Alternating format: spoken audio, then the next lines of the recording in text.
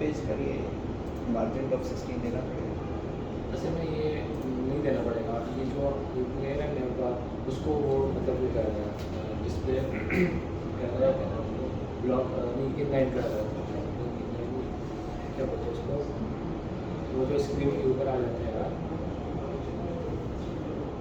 मतलब ये टैक्स सारा ना ये मान के चल रहा है कि हमारी स्क्रीन यहाँ से शुरू हो रही है और मेरे बाद स्क्रीन के ऊपर हुआ है इसको डिस्प्ले एक नया होता है, एक ब्लॉक होता है, एक हमारे पास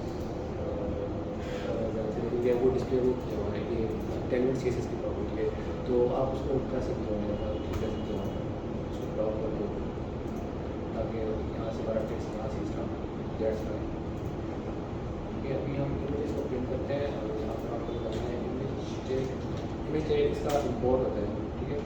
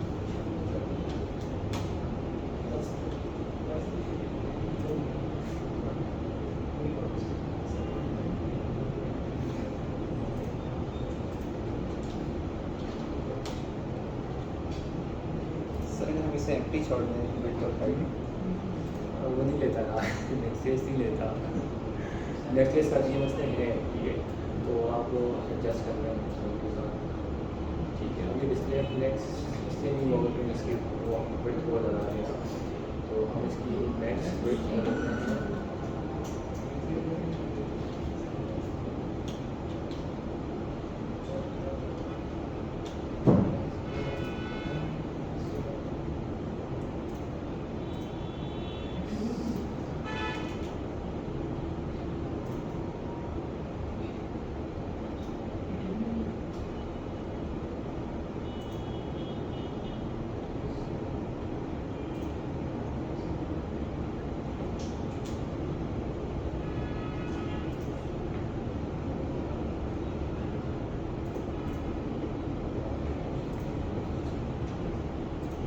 कॉलम्स कितना है?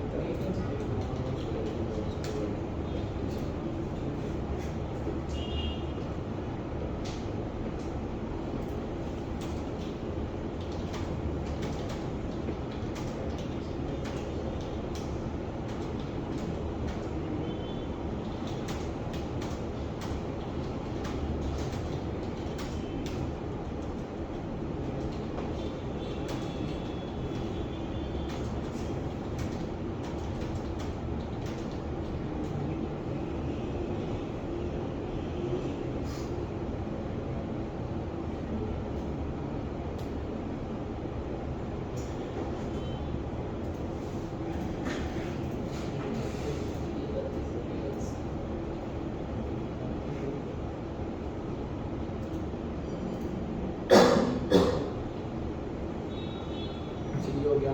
अब हम क्या चाहते हैं कि एस्टिमेट को थोड़ा ऊपर कर देते हैं, ज़्यादा ऊपर ठीक है।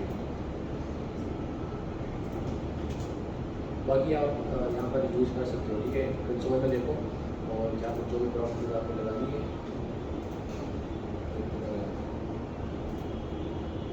प्राइस का शो करनी है तो वहाँ पर देखिए आप यहाँ पर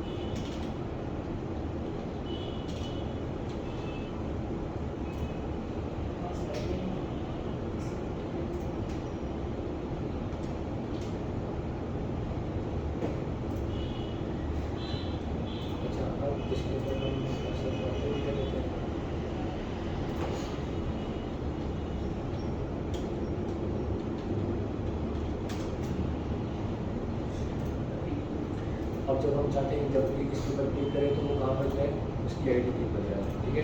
तो इसकी आई डी हमारे मिल जाएगी कंसोल के अंदर।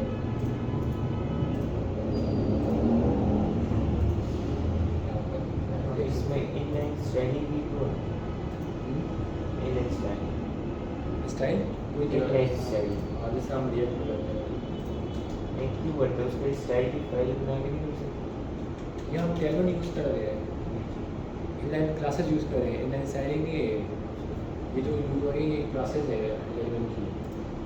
इनलाइन स्टाइलिंग तो ये वाली होती है स्टाइल जिस तरह हम रिएक्ट करते हैं। ये स्टाइलिंग की नहीं यूज होती स्टाइल ये वाली क्या मतलब मान लो ये किधर यूज होती है? मतलब मैंने पीछे पढ़ा था ना स्टाइल की अलग से फाइल बना के उधर से आप किसी भी CSS की फाइल प्रिपेयर हो गया। हाँ वो तो यहाँ पर आप बनाओ सिंपल ऐप के अंदर CSS का फोल्डर बना लो और app.css या index.css को जाके यहाँ पर इंपोर्ट कर लो, जिससे रिएक्ट किया था। लेकिन कैलवन के साथ CSS यूज़ नहीं होती। अगर बूटस्ट्रैप वगैरह यूज़ कर रहे हो या सिंपल CSS यूज़ कर रहे हो तो आप लोग इस तरह कर सकते हो। लेकिन कैलवन के साथ CSS यूज़ नहीं करते हैं, वो इनलाइन क्लासेस के थ्रू सब कुछ हो जाता है। अब हम देख रहे थे कि यहाँ पर उसके पेज के ऊपर वो चला जाए ना, उसके लिंक के ऊपर चला जाए तो इसकी आईडी कहीं होगी, तो आईडी आपने ढूंढी है यहाँ से।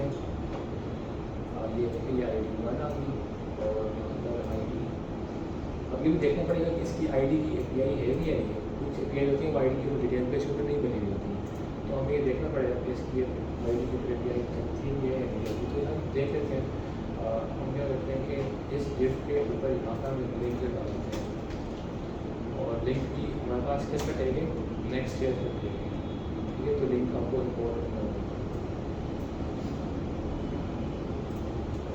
और इसमें क्या आएगा HLF आएगा, ठीक है। और टू नहीं आएगा स्लैश प्रोडक्ट और स्लैश डॉलर ID और प्रोडक्ट आएगी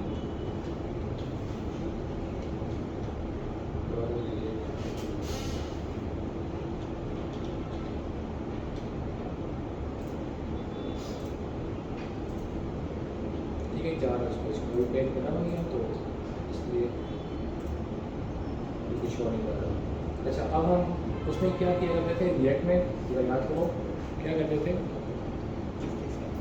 ये डिटेल पेज बनाने के लिए ये सारा कुछ कॉपी पेस्ट करते थे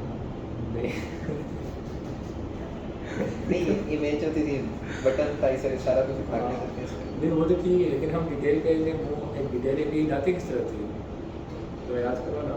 अगर आपको वो नहीं पता तो फिर आप डिफरेंस कैसे हो जाएगा। सर हम आईडी पास करते थे आईडी से पैराम से नहीं लेते थे, यूज़ पैराम्स जी URL से आईडी लेते थे, use params const ID equal to use params और उसके बाद फिर आईडी के ऊपर यूज़ इफेक्ट लगता था और फिर हम आईडी गेट करते थे। इसका तरीका ये है ना कि आप जिस फोल्डर के अंदर हो ना तो उसके अंदर आपको डायनामिक यहाँ पर इस तरह से बनाना है आईडी .jsx, ठीक है। ये आपने इस तरह का वो बनाना है फाइल बनानी है आईडी के ऊपर, क्योंकि पैराम शेयर इसमें इसी की बेस पर रहेंगे। मतलब इसमें सारी जो है वो फाइल बेस्ड राउटिंग है ना। फाइल बेस्ड राउटिंग का मतलब ये कि फाइल्स की बेस के ऊपर राउटिंग होती है, यानी रिएक्ट आउटर डोंट यूज़ करता है यहाँ पे, ये फाइल्स देख के राउटिंग करता है, तो इसलिए वो आईडी यहाँ से उठाएगा। तो इसको किसी हाँ, फाइल इसको के पास अंदर करेंगे इस फोल्डर के अंदर बनानी है किसी और फोल्डर आप इसी फोल्डर कर देंगे, अगर इससे चाह रहे हैं तो फिर इसी फोल्डर के अंदर, वरना अगर कहीं और API की आईडी है ना तो आपको फिर उसका अलग से प्रोडक्ट्स2 बनाना पड़ेगा, फिर page.jsx उसके अंदर अलग से और फिर आईडी स्क्वायर ब्रैकेट के अंदर, ठीक है। तो अब इसके अंदर क्या आएगा एक्सपोर्ट प्रोडक्ट डिटेल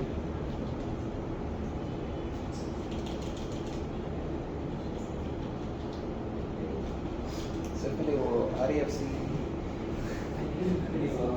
नहीं असल वो यहाँ पर काम तो रहता है वो भी, लेकिन असल में नहीं देखो इस तरह बन जाएगा ना, तो चलो खैर हम उसको कर लेते हैं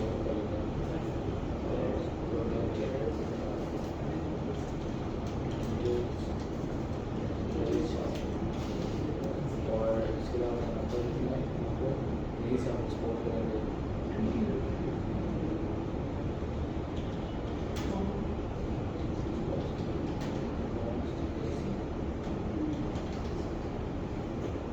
कर रहे हैं, हम यहीं से डायरेक्ट कर रहे हैं। जैसे आगे की होगी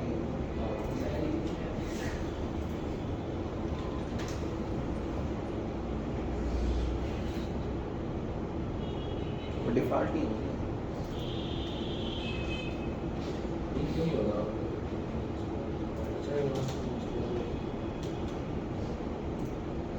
वहाँ से हो सकता है। अच्छा ठीक, हम यहाँ पर एक्सपोर्ट ठीक है, ठीक हो गया।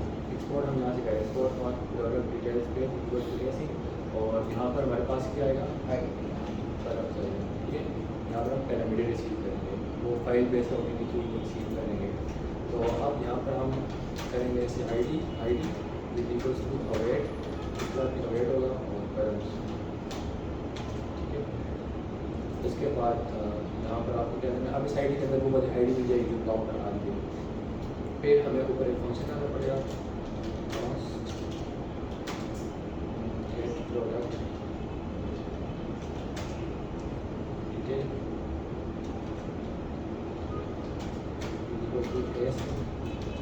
और उसके बाद प्राइम केस, उसके बाद cost response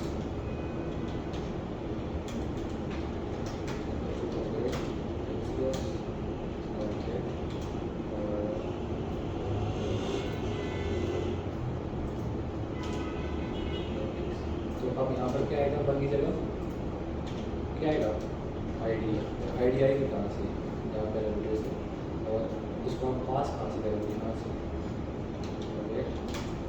gate product detail, और इसमें आईडी पास करते हैं, ये होगी। ठीक है, जो पैरामीटर से ले रहे हैं, कंफ्यूज हो रहे हैं देखो, इसको पहले आप लोगों को ये समझना है कि ये है फाइल बेस्ड राउटिंग, ये कोई रिएक्ट राउटर डोम नहीं है। पता है, आप रिएक्ट राउटर डोम पढ़ते हैं ना, तो हर चीज़ रिएक्ट राउटर से उठा रहे हैं कि यूज़ पैराम्स इज बस react router, import use params from react router DOM, कुछ नहीं है। अभी ये फाइल की बेस पर आई दिखाएगा, मतलब ये जो पैराम्स आ रहा है ना, ये पैरामीटर्स कहाँ से, फाइल से उठाएगा। ठीक है, अब इस पैराम से हमें क्या करना है, आई डी गेट करनी है, जो URL में आ रहा है।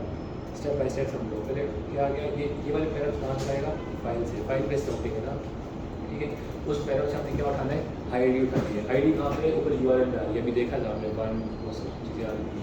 उसके बाद जब आईडी वहाँ से हम उठाएंगे तो वो आईडी यहाँ इस फंक्शन को पास कर देंगे, और इस फंक्शन में हम API कॉल कर रहे हैं।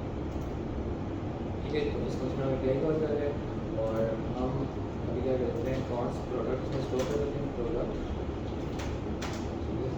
और यहाँ पर हम क्या करते हैं, console.logger के रिस्पॉन्स देखते हैं कि क्या हमें मिला है, क्या अगर उनके पास ये वाली API है ना, वो क्या नहीं मिलेगा।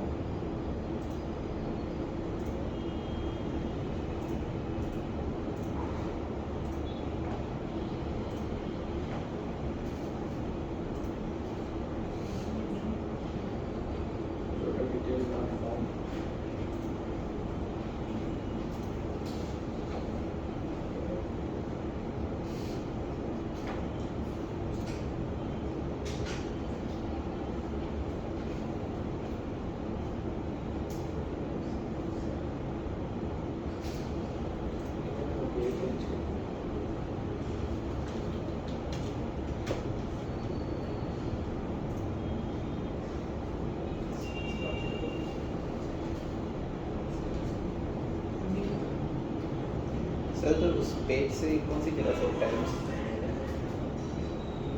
यहाँ से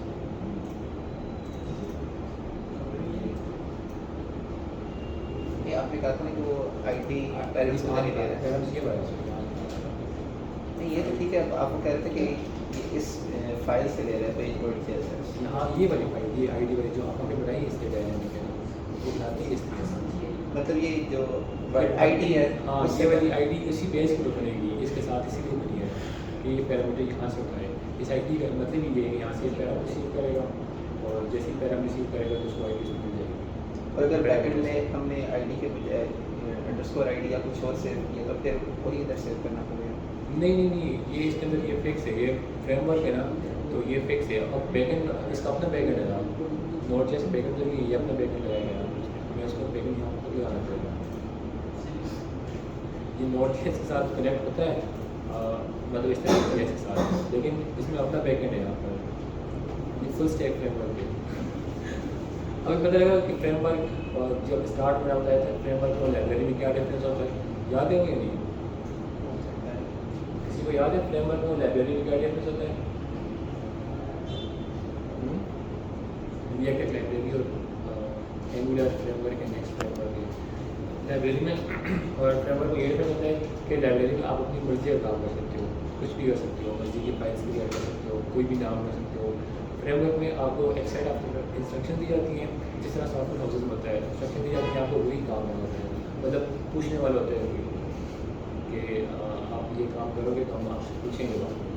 एग्जैक्टली फ्रेमवर्क में भी यही होता है, हमें उन्हीं की इंस्ट्रक्शन को फॉलो करना होता है। बस ये डिफरेंस है लाइब्रेरी में और फ्रेमवर्क में। तो एंगुलर में भी इसी तरह काम होता है। तो अगर आपको कभी फ्रेमवर्क अभी जिस तरह काम होता है फ्रेमवर्क में आगे कभी और फ्रेमवर्क एंगुलर या Vue.js या Laravel, क्योंकि हमने फ्रेमवर्क में कोई काम ही नहीं किया ना, हमारे टाइप फ्रेमवर्क कहीं नहीं है। Express.js है लेकिन वो भी वो Node.js का उसमें इतना डिफरेंस नज़र नहीं आता। Laravel हो गया, ये फ्रेमवर्क है प्रॉपर। इसके अलावा Django फ्रेमवर्क है, उनमें आप बस यही सेट ऑफ स्ट्रक्चर्स फॉलो करनी होती है।